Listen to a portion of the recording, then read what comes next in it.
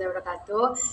I'm Khalifatus Fadila. Let me begin with question number one, which is jelaskan sejarah terbentuknya Daulah Bani Umayyah pada zaman siapa, masa keemasan Daulah Bani Umayyah, dan apa indikatornya. Kemudian apa perbedaan pola atau sistem pemerintahan Bani Umayyah dan masa pemerintahan sebelumnya. Jelaskan juga peradaban Islam pada masa dinasti Umayyah. Here is my answer. The story of the formation of the Umayyad state, the Umayyad Daulah, was the second Islamic Caliphate dynasty after the time of Khulafaur Rashidin. This dynasty was founded by Muawiyah bin Abu Sufyan in 661 Masehi after the Fifth Islamic Civil War. Muawiyah, who was the governor of Syria during the time of Caliph Ali bin Abi Talib, succeeded in defeating Ali in the Battle of Siffin and later became Caliph after Ali was killed. The golden age of the Umayyad state, the golden age of the Umayyad Daulah, occurred during the time of Caliph Umar bin Abdul Aziz and previously during the time of Caliph Abdul Malik and bin Marwan and Caliph and Walid bin Abdul Malik. Indicator of the golden age are when territorial expansion. The Umayyad Daulah succeeded in expanding in territory to North Africa, Spain, and Central Asia, and to advance its economy. Trade and economy flourished with important states such as Damascus and Baghdad. And three, infrastructure development. Construction of road, bridge, and after building super progress in infrastructure.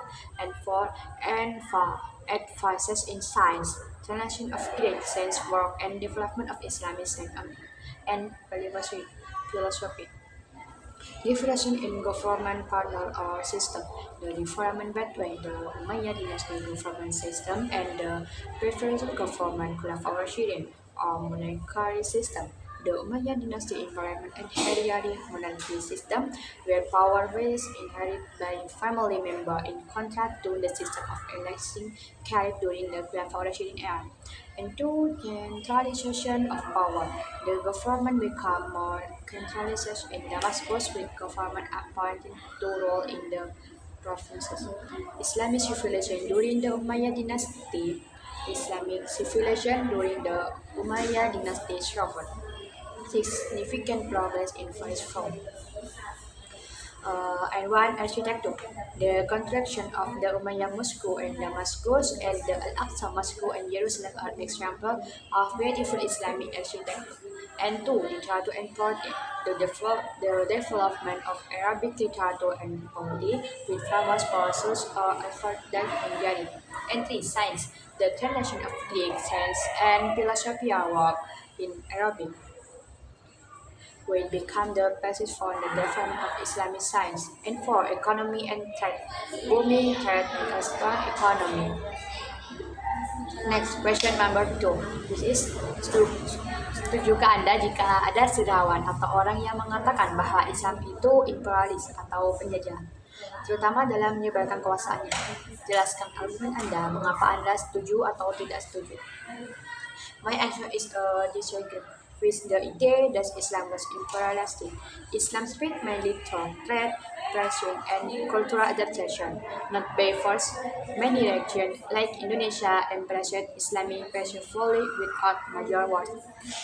Following time, question number 3, which is Turki Utsmani adalah salah satu dari 3 kerajaan besar yang tersisa pada masa-masa kekhalifahan Islam. Mengapa Kemal Atatürk mengubah sistem kerajaan Turki Utsmani menjadi negara Republik Turki? Apa itu konsep westernisasi yang diajukan oleh Kemal Atatürk? Setujukah Anda dengan pola westernisasi yang dilakukan oleh Kemal Atatürk? Mengapa Anda setuju atau tidak setuju? Here is my response. The Ottoman Empire was one of the last great Islamic empires after its fall in World War I. Mustafa Kemal Atatürk transformed into the Republic of Turkey. He did this to modernize and strengthen the country through a secular, Western-style government. Atatürk's concept of Westernization included cashing the Arabic script relation, adopting Western clothing, abolishing Islamic court, and separating religion from the state. Personally, I do not fully agree with the wide Atatürk implementation recognition. While modernization is important, removing many aspects of Islamic intellectual quality causes a loss of cultural and religious heritage. Then question number 4, which is jelaskan beberapa teori yang menjelaskan tentang masuknya Islam di Indonesia. Jelaskan pula strategi para wali songo dalam mendakwahkan Islam di Indonesia. My answer is several. There is spread Islamic arrival in Indonesia from Gujarat, Arabia, Persia, or even China. Islam spread peacefully through trade. Wali Songo used local culture like wayang or an Islamic school to peace making Islam within as nation. Now, question number 5, which is bagaimana pengaruh imperialisme Barat terhadap peradaban Islam dan Islam upaya-upaya Barat dalam menghapus jejak-jejak peradaban Islam di mata dunia.